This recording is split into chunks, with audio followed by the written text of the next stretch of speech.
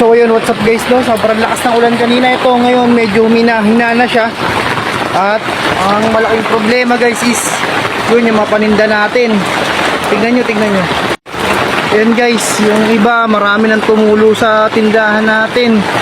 Katagalan na rin siguro yung mga pinaganuhan ng ano. Kasi yun, bali ito okay naman dito, safe naman dito. So nga lang dito sa loob guys, sa pinaglalagyan natin yan, lumagos na yung tubig dito. Yung mga nabasa na nga tayo, mga paninda. And dumami tulo guys, di ko alam kung saan ko ngayon sila ano. Ito pa, di ko alam ngayon kung saan ko sila itatabi dito, isasampay kasi parang halos ano, maraming tulo. Ito pa,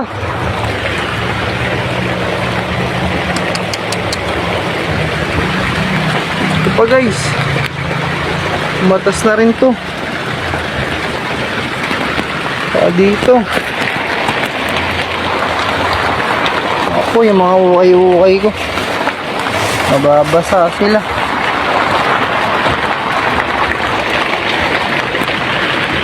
Dahil yan guys, marami na naman tayo aayusin ngayon. Dito rin, meron na rin. Taranta ako. Las ng ulan. Sana okay lang yung mga paninda natin doon. Okay naman sila. Hindi naman anuhan. Hindi naman nababasa ron. Nakagilid na sila. Ang ina mo ka. Gago ka. Pasok tayo sa loob. Alisin natin to.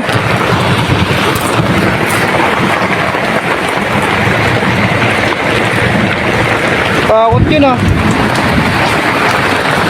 Ito nyo guys, tawag lang ako sa bahay guys. Sinustahin ko sila mama ron. At saka yun, sabihin ko kung ano nangyari dito. Daming tulo guys. Di ko alam paano tatago dito yung mga damit ngayong araw na to.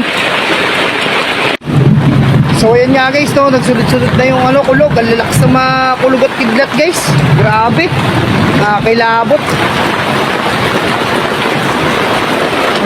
May naglano pa doon, basketball pa doon, di nagpapatinag oh. Yun guys, grabe. So yan guys, no, patay na naman ang negosyo nito pag ganito tag-ulan. Talagang walang customer ngayon yan at walang mamimili niyan. Talaga yun, napakalakas ng ulan, lakas pa ng mga kulog at kidlat. So ayan guys, no, umaraw naman siya. Malakas yung ulan pero umaraw siya guys. Hindi ko na alam paano gagawin. At habang umuulan guys, habang di tumitigil yung ulan, di rin tumitigil yung mga iba't ibang butas na tumubo ngayon dito sa tindahan natin guys. Di ko alam kung saan na nanggagaling tong mga to. Iba-ibang ano na guys, kung saan na sila lumulusot. Di ko alam, di naman ganito to dati. Sa katagalan na rin siguro. Kaya di ko na alam kung saan ko iiwas yung mga paninda ko guys. Ano, grabe sakit sa ulo nito. Medyo may nahinanam na. Sana tumigil na guys, kasi ang hirap nito guys. Di ko na alam kung saan ko ipapasok yung mga damit. Kahit pasok ko sa loob, nababasa sila. Kailangan maayos na talaga itong tindahan. Ang dalang ulan guys oh. Yeso, tingnan nyo.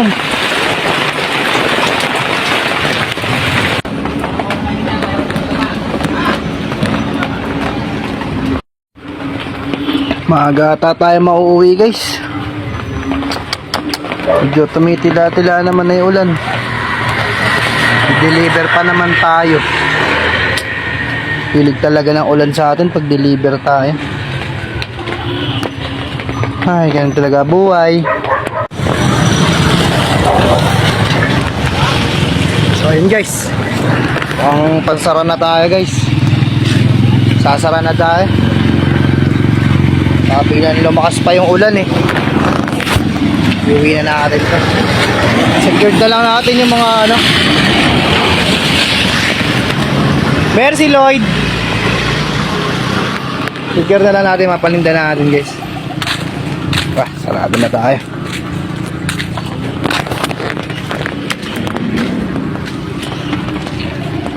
Bye guys. So yun, what's up guys? Dito tayo sa bahay guys. Ano lang, sayang yung oras no na pagpunta tayo, pero okay lang din yan. Di-deliver na lang tayo ngayon.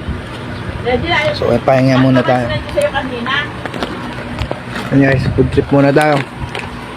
Foundation bago tayo mag-drive at mag-deliver. Yun ano. Kaya yun sa atin yung panahon guys na magkaroon tayo ng matino na shop o pwesto na di natin iniintindi yung malakas na ulan, na di tayo nagkukumahog, na magpasok ng mga paninda, mag-ayos ng mga paninda, mag-iwas sa mga tulo. Pero umaasa ako guys na magkakaroon din tayo nun. Yung mawawalan ng pag-asa dyan. Tuloy lang laban guys. Basta haluan mo lang ng sipag at determinasyon, at wag na wag mawawala yung manalangin ka sa araw-araw na binibigay sa'yo.